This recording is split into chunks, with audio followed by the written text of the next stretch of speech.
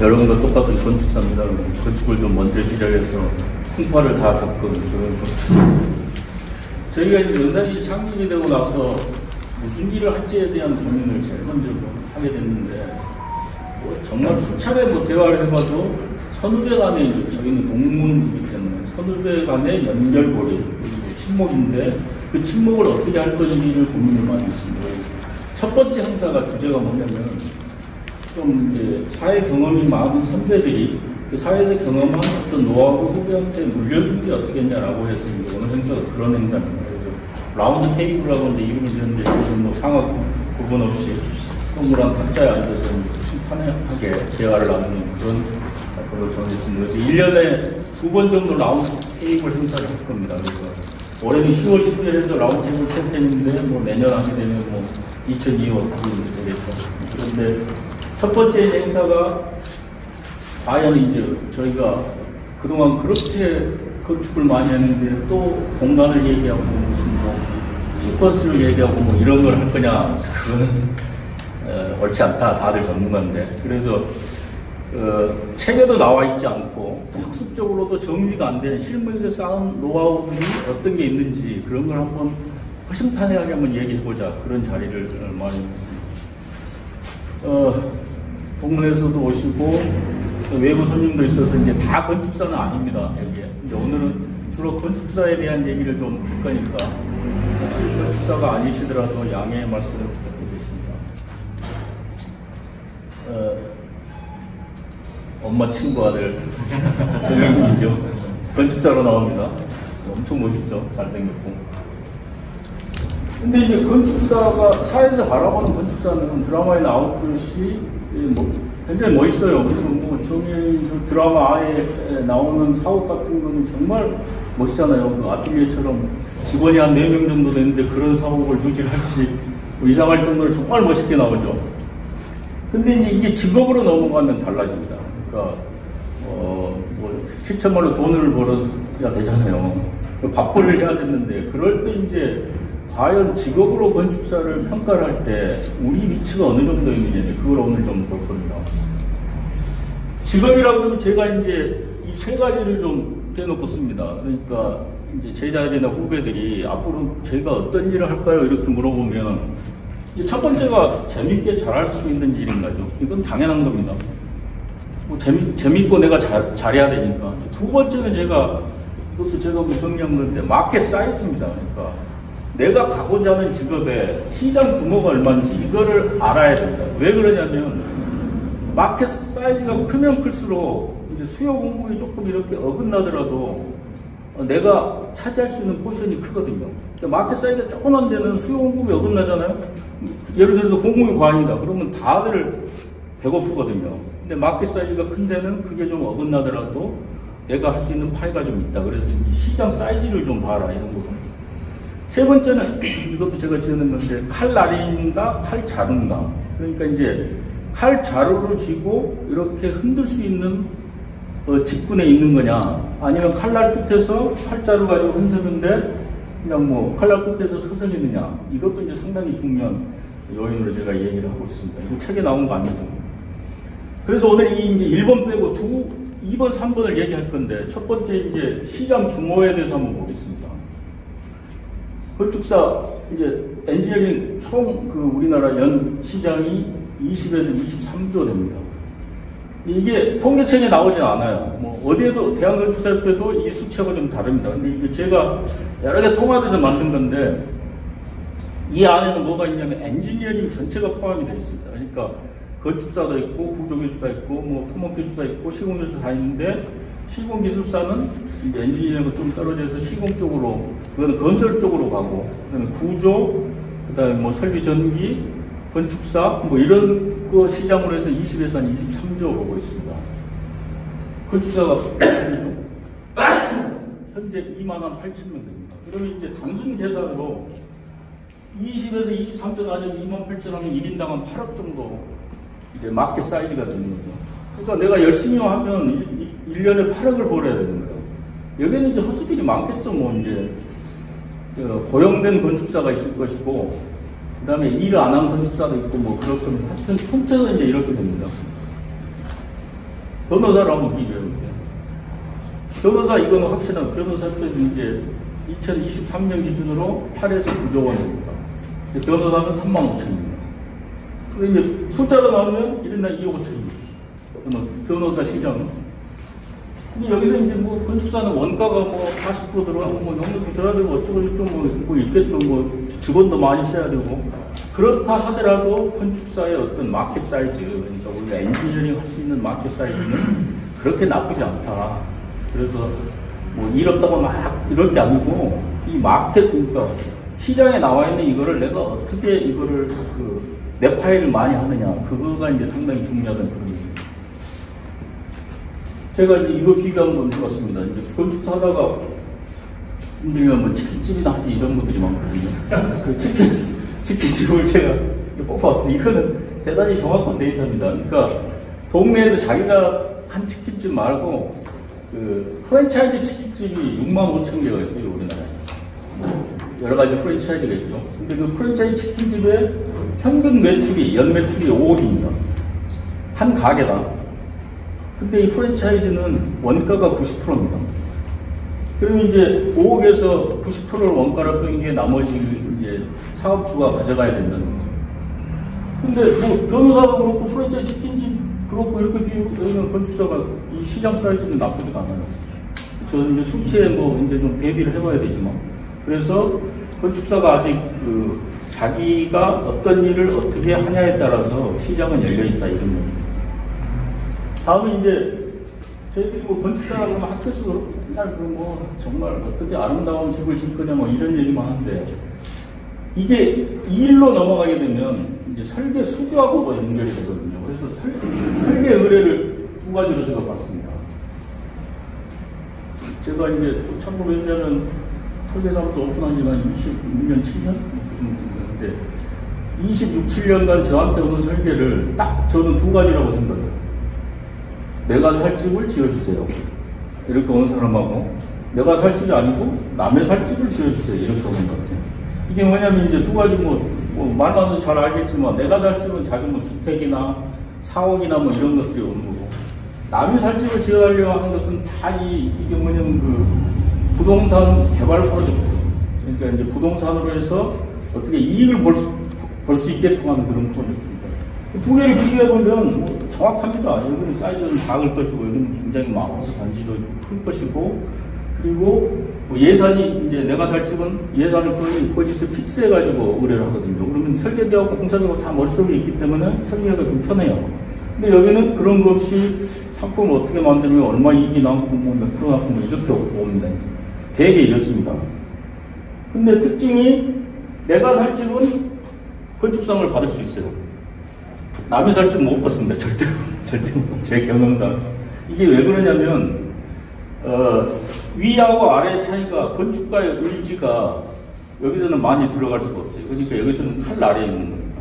근데 칼 자루를 휘두르는 사람들이, 야, 공간 뭐 니네가 좋아하지, 이거는 뭐 안 팔릴 공간이야, 여기를 다 메꿔줘, 그러고 할 수 있는 거예요. 칼 아래에 있기 때문에 이제 그런 거죠. 근데 이제 내가 살 집은 이것도 어차피 두 개 다 칼 자루를 못 잡습니다. 왜냐면 클라이언트가 칼 자루는 갖고 있고 발주처가 잡고 있기 때문에. 근데 이제 여기서 얼만큼 우리가 칼날에서 놀지 않고 칼 자루 쪽으로 접근을 하느냐에 대한 이제 얘기를 오늘 주로 할 겁니다. 내가 살 집은 또 이제 특징이 뭐냐면 레퍼런스가 있어야죠. 어느 정도 자기 이제 뭐 건축상도 받고 내가 뭐 어떤 설계를 잘하면 이제 소비자들이 그걸 보고 이제 의뢰가 오거든요. 대개 인터넷 뭐 서치를 한다든지 뭐 이렇게 해서 이용하고. 내가 살 집은 뭐 여기 이 바늘에 올라가는 게 대단히 이제 신증 건축사들은 굉장히 저는 중요하다고 봅니다. 그러니까 가만 앉아 있는데 전화 와서 내 집을 지어주셔서 하는 게 우리가 꿈이잖아요. 저도 어려서 엄청 꿈했는데 최근에 뭐 한 10여 년 사이에 이제 이렇게 들어와서 일을 많이 하고 있습니다. 이제 오늘 얘기할 거는 이겁니다. 이 프로젝트 두 개 다가 남이 살 집이 의뢰를 와서 제가 이 프로젝트를 어떻게 칼 아래에 있지 않고 자루에 들어갔냐를 얘기할 건데, 이거에 대해서 조금만 제가 얘기할게요. 왜냐하면 이게 도움이 좀 됩니다. 되게 저한테 설계 의뢰 들어온 거는 이제 카테고리 1이 이제 내가 살 집인데 전화로 옵니다. 그래서 전화로 오면 어떤 현상이 생기냐면 만나자고 그래요. 인터뷰를 하자고. 그러면 이제 우리가 변호사처럼 뭐 상담료를 받거나 물론 받을 수는 있겠죠. 근데 상담료 몇 푼을 받고자 시간을 뭐 2시간, 3시간 뭐 이거 허비가 하는 것은 저는 온당치 않다고 생각합니다. 그래서 이제 되게 전화를 받게 되면 어떤 집을 지으실 겁니까? 물어보거든요. 다 얘기를 해요. 뭐 방 몇 개짜리, 뭐 10분 얼마고, 뭐 예산 얼마고 이런 걸 얘기하면 그러면 지역이 어디 있습니까? 해서 그 지역을 제가 이제 받습니다. 그래서 이제 지원을 받는 거죠. 지원을 받아서 초간단 제안서를 작성합니다. 그러니까 이제 제가 왜 이런 걸 만들었냐면 그 기획 업무, 그러니까 시장에서는 가설계라고 그러죠. 가설계 때문에 정말 그 모든 건축사들이 가설계가 무슨 아이디어가 들어갔는데 그게 뭐 용역이 없는 것처럼 생각하잖아요. 근데 그 가설계를 막기 위해서 이제 이 방법을 했는데, 그러면 가설계를 안 하려고 그러면 내가 아무리 이름 있는 건축 가라도, 건축사라도, 설계비가 2억입니다 해야 되잖아요. 근데 2억의 근거가 어디냐고 물어보면 규모검토 정도는 해야 돼요. 연면적은 나와야 거기서 뭐 공사를 어째서 2억이라고 부르잖아요. 그래서 그 규모검토 정도를 가지고 클라이언트를 이제 떠보는 방식인데, 그래서 절대 만나지 않습니다. 제가 전화가 와도. 그래서 제안서를 보낼 테니 그 제안서를 보고 어그리를 했을 때 동의를 하면 그때 만나서 인터뷰를 하자고 합니다. 이 제안서가 어떻게 되냐? 정말 초간단 제안서예요. 이제 지원을 받습니다. 이게 이제 성북동 샘플인데, 지원을 받으면 이제 토시경계 뭐 유전산 이거는 정말 한 5분, 10분이면 다 찼잖아요. 이걸 찼습니다. 그러면 뭐 전용주관 일반주거에서 이제 대충 나오잖아요. 그러면 이제 엑셀 워크로 들어갑니다. 이게 이제 오늘 그 USB에 다 담겨 있는데, 이 엑셀 워크이 이제 인터넷에서 우리는 한 200평짜리 집을 짓고 싶어. 그리고 10분은 방 몇 개 하면 여기를 집어넣는 겁니다. 이 빨간 거. 그럼 이 빨간 거에 의해서 프로테이지로 다 해서 각 실 면적이 분배가 되게 이제 짰습니다. 물론 프로젝트마다 다 같을 수는 없어요. 근데 제가 이걸 짜놓은 거를 데이터를 가지고 프로젝트에 맞춰서 이거를 조금 이제 에디팅을 하면 정말 초간단 그 사업성 규모 검토가 됩니다. 물론 이제 뭐 아파트나 뭐 용도에 따라 다르긴 하지만, 그럼 이제 엑셀을 냈죠. 그럼 이제 연면적이 나와요. 이렇게 해가지고. 그리고 연면적에서 시트 2로 넘어가면 이게 나옵니다. 이게 뭐냐면 이제 전체 공사 일정.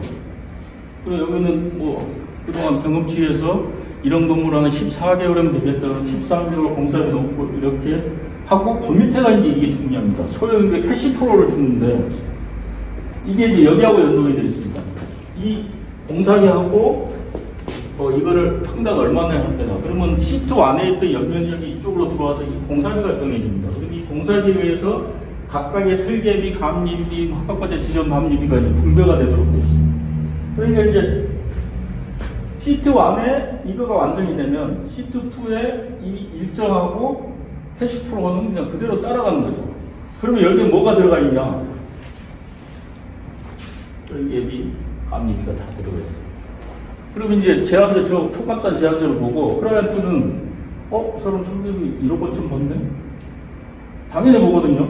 그러면 다시 연락이 와서 만나자고 그러면 거의 95%는 성공합니다. 왜냐하면 저 가격을 어그리를 했다는 거거든요. 그래서 이제 제가 이걸 쓰고 있는 건데 한 15년 이상 썼는데 한 서너 건 빼고는 다 상사가 됐습니다. 계약으로. 왜냐하면 다 본시설 각오하고 일부러 공사비를 좀 세게 넣어요. 공사비를 막 적게 한 사람은 설계비도 많이 안 주거든요. 그래서 이 버짓이, 그러니까 이 프로젝트는 샘플인데 32억 6천이 들어가거든요. 그럼 내가 32억 6천을 D 플러스 500일까지 확보하고 있는 사람이 와요. 그렇지 않은 사람이 한두 명 있는데 난 돈이 없으니까 좀 어떻게 싸게 안 되냐 이런 경우도 있어요. 근데 그건 이제 인터뷰하면 되죠. 그래서 이렇게 만든 초간단 제안서인데, 거기에 이제 이거는 제가 갖고 있는 건데 레퍼런스가 이제 들어갑니다. 그래서 이게 뭐냐면 당신이 어떤 집을 짓고 싶은데 나는 이런 설계를 했어. 근데 그거 할 때 공사비가 이 정도 들었어. 근데 품질이 이렇게 나와, 퀄리티가. 그래서 이 안에 있는 거는 이제 그동안 제가 했던 것들을 사진을 멋있게 찍어서 다 들어가 있죠. 그럼 사진을 다 보고, 저 수많은 데이터를 이제 다 보고, 이 정도 지면 좋겠어요. 샘플 3처럼 해주세요. 이제 이렇게 할 얘기거리를 만드는 거죠. 그래서 레퍼런스까지 들어가면 이게 초간단 제안서 9장짜리가 됩니다. 이 9장짜리를 보내요, 그냥. 요즘 뭐 이메일도 없이 그냥 전화 온 카톡으로 그대로 보내요. 그러면 그걸 보고, 연락이 다시 오면 정말 95%가 다 성공합니다. 바로 밀어먹습니다.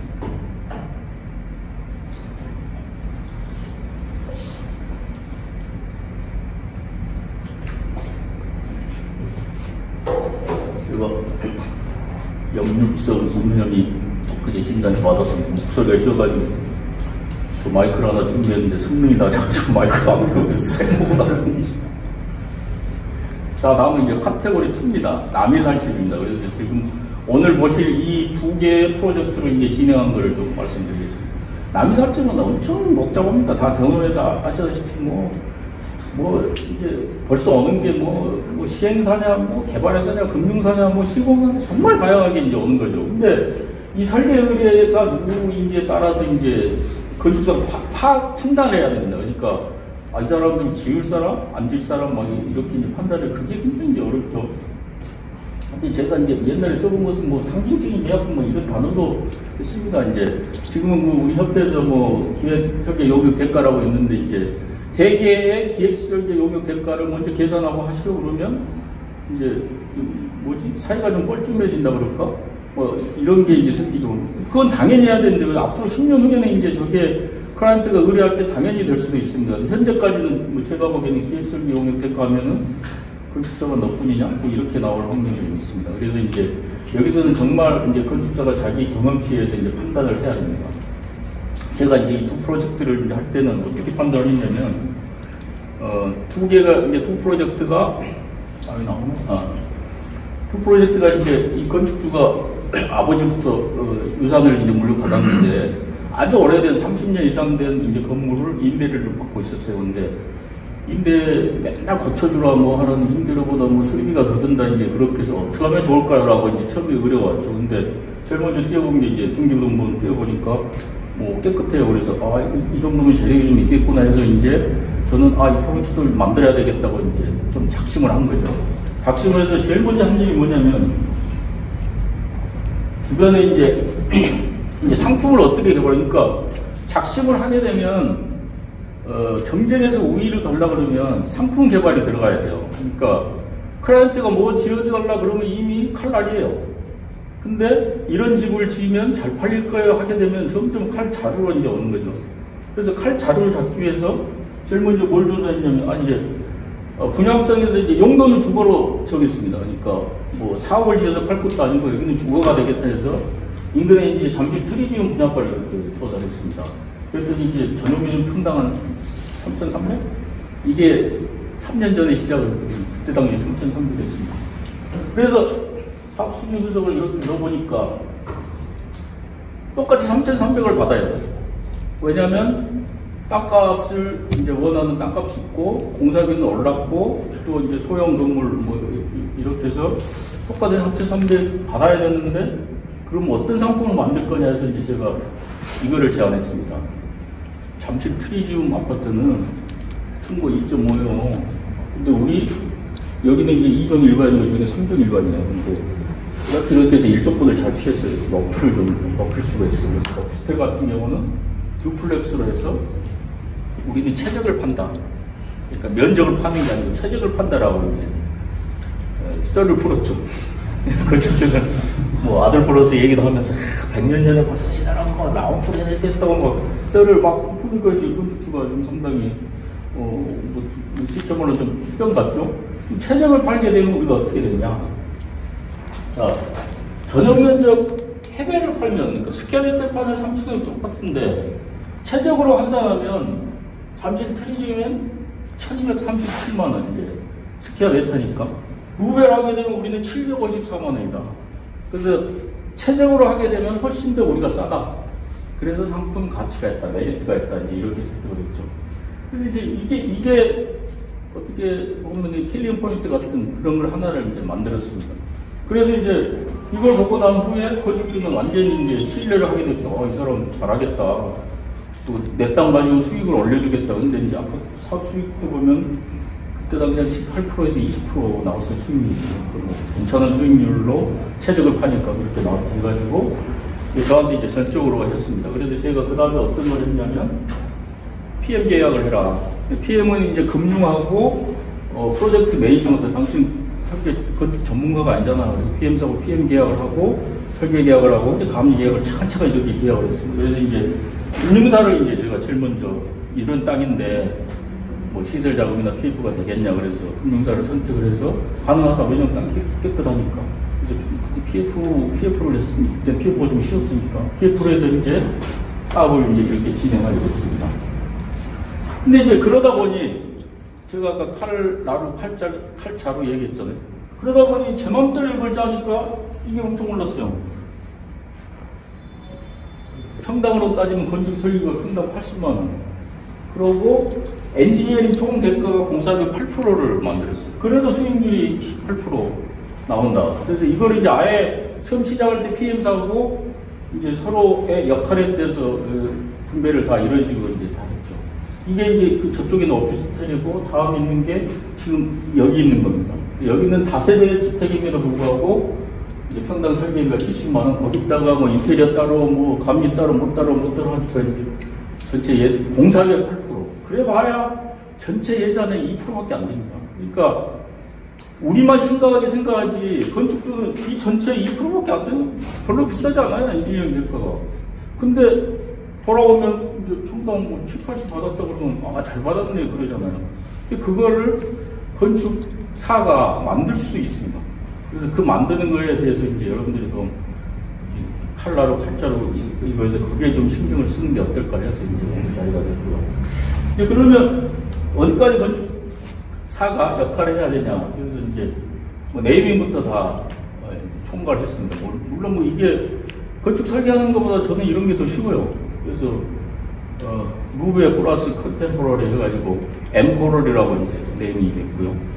그리고 이 카탈로그 만든 것도 뭐 디자인 이제 뭐 용도는 다 좋지만 디자인부터 시작해서 뭐 이런 거 문구 그다음에 뭐 이런 것들 다 이제 뭐 디자이너 해서 내 이름도 써라 해서 뭐 이런 것도 놓고 이제 카탈로그를 이렇게 완성을 했습니다. 그래서 이제 완성이 돼서 두 건물이 쓰게 됐는데 여기서 이제 조금 뭐 추가로 드릴 말씀이 이제 PF나 뭐 이런 것들을 하게 되면 시공사 선정에서 이제 좀 실패를 했습니다. 이 두 건물. 어떤 거냐면 이제 시공사가 자기 개런티를 가지고 오기 때문에 일단 설계자를 말을 안 들을 뿐더러 시공사 관계자 안 계시죠? 아니 이 건물 시공사가 요걸 해야 되는데 총 매출이 이제 1,000억짜리 시공사를 찾았거든요. 근데 이제 알고 보니 1,000억을 공사에만 하는 게 아니고 가구 뭐 전자제품 이런 걸 다 해서 하는 시공사인데 실제 건설을 들어가 보니까 뭐 아파트 모델하우스를 주로 많이 해서 이제 전문가들이 없는 그런 시공사였습니다. 그래서 공사하는데 처음부터 애를 먹었는데 턱하게 한 6개월쯤 지났는데 이제 시공사에서 문제가 생긴 거예요. 협력업체 뭐 리베이트 이런 걸 문제가 생겨서 그걸 총괄하는 사람이 회사에서 부풀어 있는 12명 직원을 데리고 나가버린 거예요. 그래서 이게 이제 준공이 1년이 늦어졌어요.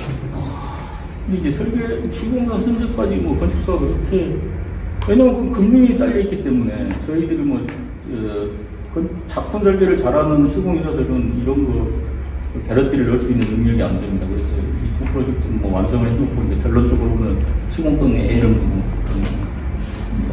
그러다 보니 이제 품질 안 나오고 1년 동안 이제 묵혀놔버리니까 대출 경색이 일어나서 이제 팔리진 않고 그래서 이제 지금 두 건물 다 전세하고 월세로 전환했습니다. 이제 뭐냐면 이제 원래 갖고 있던 토지가 재력이 있기 때문에 전월세 전환해서 충분히 이제 금리는 되기 때문에 처음부터 이제 그런 생각이 이제 엑시트를 뭐 전세만 봐도 되겠다 이제 그렇게 해서 이제 시작한 거예요. 그래서 그런 문제가 있었고 이 두 개인데 하나는 이제 다세대 여기 있는 거는 이제 그 용도가 다세대고요. 지하 2층, 지상 5층입니다. 그래서 여기를 이제 두 군데를 가보실 건데 지금 우리가 여기입니다. 1층에 있고 이 2층, 3층을 다 투플렉스로 풀었습니다. 그래서 이 상품이 뭐냐면 1인 가구 돈 많은 사람. 왜냐하면 가족을 해버리면 아파트가 경쟁이 안 돼요. 여기 들을 사람 아무도 없어요. 그래서 좀 유니크한 공간을 만들자 해서 2층은 전체 마스터죠. 뭐 욕실 있고 다. 아래는 그것이 친구들 오면 계속 와인 먹고 자기는 2층에서 잠만 자고. 그래서 이제 플렉스를 죽었고요. 그리고 여기서 이제 좀 주목하실 게 4층에 이제 투세대가 있는데 4층 투세대는 이게 이제 그 사선 제한에서 이게 못 짓는 땅인데 그 엘리베이터 타고 내려서 현관이 있는 게 아니고 밖으로 나가서 테라스로 가서 대문이 2개가 있습니다. 그래서 올라가서 가정집 같은 뭐 그런 역할이 있습니다. 그래서 오늘 401호는 지금 입주를 했고 402호에서 이제 식사를 할 건데 이따 가시면 뭐 그런 걸 볼 수가 있습니다. 그리고 이제 두 번째는 이게 3종 일반인데 여기도 오피스텔인데 이제 15층입니다. 근데 얘가 땅값이 그때 5,200, 여기가 3,800인가 그랬거든요. 상대적으로 이제 3종이니까 땅값도 비싸고 딜러번에 있어서 이제 얘가 좀 비쌌습니다. 그래서 여기서 설계에 주력한 것은, 임대 면적을 좀 늘려보자. 그래서 이제 위에는 오피스텔 어쩔 수 없이 용적률 250% 다 쳤고, 지하에 이제 근린생활시설 사무실을 2개 층을 했습니다. 근데 여기 좀 썬큰을 지하로 내렸어요. 그래서 이따 잠깐 가보시면 이 썬큰이 지하 2층까지 뚫음으로 해서 환경이 전혀 이제 임대나도 좋을 환경, 그런 환경을 좀 만들었다는 거고. 그리고 자세히 보시면 2층, 3층만 단층이고요. 나머지는 다 복층입니다. 그래서 14층 1421호가 이제 복층으로 있는데 이것도 이제 그 1인에 좀 부유한 사람 대상으로 해서 뭐 방이 3개이긴 합니다만은 그 거실을 크게 그렇게 한 겁니다. 그래서 여기 또 루프탑 올라가시면 저기 롯데월드도 보이고 그래서 뭐 전망이 좋아서 볼 수 있으면 루프탑까지 한번 돌아보시고 다시 이제 내려와서 여기 402호에서 오늘 식사를 그렇게 하도록 하겠습니다. 근데 도면은 뭐 다 제가 했는데 거기에도 나와 있고요. 뭐 이거 일일이 설명은 좀 그런데 중요한 것만 하겠습니다. 이게 이제 오피스텔 1층인데요. 여기는 용도를 때문에 뚫었고요. 이거는 이제 서컨 내리려고 들었습니다. 그래서 딱 가보시면 구멍이 많이 뚫리긴 했는데, 이런 사무실은 임대나 되겠다 이런 생각이 들었고요. 여기 기준층인데 이제 요게 1호, 2호입니다. 그래서 제가 18세를 넣어야 이제 사업성이 나왔는데, 유닛을 너무 작게 짰나, 뭐, 할 정도로 좀 후회가 있는데, 하여튼 거실 길이는 좀 길어가지고 만족도가 있습니다. 그래서 이 위로 올라가면 이게 2+고 방, 침실이 하나가 있습니다. 그래서 이제 이걸 보시고요. 그 다음에 이제 이거는 지금 여기, 다세대 주택인데, 지금 우리가 여기 있습니다. 여기 있는 거죠. 이거는 보면, 지하는 뭐 주차장이고요. 2층하고 3층 평면을 보시면 됩니다. 그래서 2층에서 이제 독신자 주택이 이렇게 해서 7세대가 있고 올라가면 이제 이 공유부를 다 이제 실로 쓰는 걸로 옛날에 포르부즈가 100년 전에 썼지만 이렇게 실로 써서 엘리베이터도 정차도 안 하고 뭐 공유 면적을 조금 세이브한 거 그걸 좀 눈여겨보시고요. 그 다음에 이제 요게 4층 평면입니다. 그래서 이 엘리베이터에서 나오면 이런 테라스를 거쳐서 여기가 이제 저희가 식사할 402호, 여기가 이제 지금 입주해 있는 401호입니다. 그래서 올라가면 듀플렉스로 북층형으로 이렇게 되어 있고 거실이 가운데 뚫려있는 그런 형태가 되겠습니다. 이상으로 이제 뭐 집 소개도 마치고요. 그 USB에 있는 거를 잠깐 좀 설명하겠습니다. 이게 좀 설명이 필요할 것 같아가지고. 이제 USB 자료는 이렇습니다. 첫 번째가 공통 자료가 이렇게 있고요. 두 번째는 이 삼전동 오피스텔에 대한 뭐 기획부터 심의, 뭐 허가, 뭐 실시 도면까지 CAD 파일 다 있고요. 석천동 마찬가지 이렇게 있고요. 여기서 공통 자료를 보시면 제가 아까 말했던 주택 제한서 샘플 있잖아요. 그게 이제 다 들어가 있습니다. 그래서 아까 말했던 초간단 제한서 그게 있고, 그 다음에 이제 두 번째 사업 수지 분석인데 여기가 제가 뭐 만들기도 하고 뭐 갖다 쓰기도 하고 이제 여러 가지인데 용도별로 한 4가지가 되어 있습니다.